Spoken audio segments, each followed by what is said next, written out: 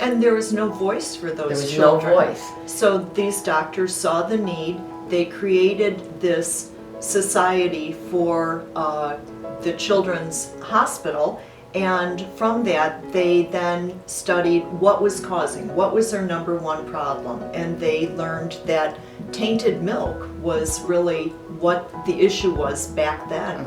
So they determined that there was a need for what became known as milk stations.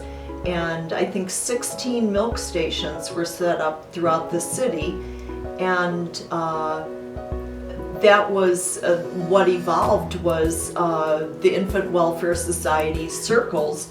That was the model for the responsibility for the station, with funding and volunteers to And women.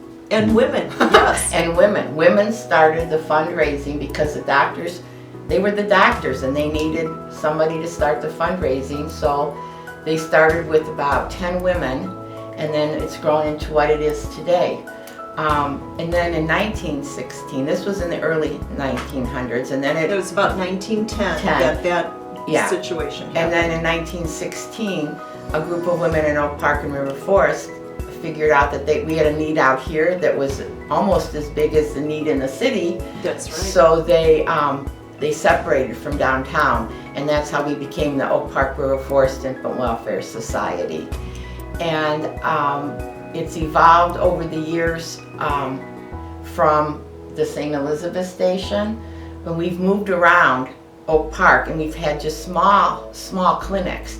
And then in 1997 we moved to 320 Lake Street, where we expanded our services, and that was in 97. Yes. And then today we see over 3,000 children in need a year for three things: for medical, dental, and counseling. And we're busy all the time.